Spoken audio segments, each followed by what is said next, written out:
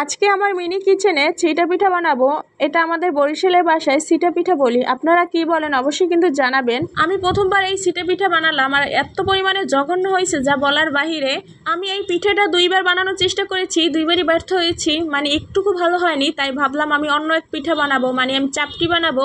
এই তো প্রথমবারের থেকে দ্বিতীয়বার ভালোই হয়েছে, আবার বারবার চেষ্টা করলে হয়তো ভালো হতো, কিন্তু আমি আর রিস্ক নেইনি। এখন আমি বাকি আটাটুকু দিয়ে চাপটি বানাবো। এই তো আমার দুইটা পিঠার ফাইনাল লুক দেখেন, এত পরিমাণ বাজে হয়েছে। যাই হোক, আমি চাপটি বানানোর জন্য চুলায় আটা দিয়ে দিলাম আর আমি ঢাকনাটাও দিয়ে দিয়েছিলাম, তার কারণে ফুলে উঠেছে। আমি কিন্তু আটা দিয়ে দুইটা মাত্র চাপটি বানিয়েছিলাম আর দুইটাই অনেক সুন্দর হয়েছে, পারফেক্টভাবেই হয়েছে। একটা চাপটি বানানো শেষ, আমি দ্বিতীয়টাও দিয়ে দিলাম।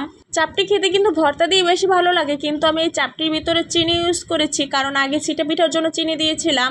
এই তো কথা বলতে বলতে আমার রান্নাবান্না শেষ, দুইটা চাপটি বানানো শেষ। এই হচ্ছে আমার চাপটির ফাইনাল লুক। কেমন লাগছে অবশ্যই জানাবেন।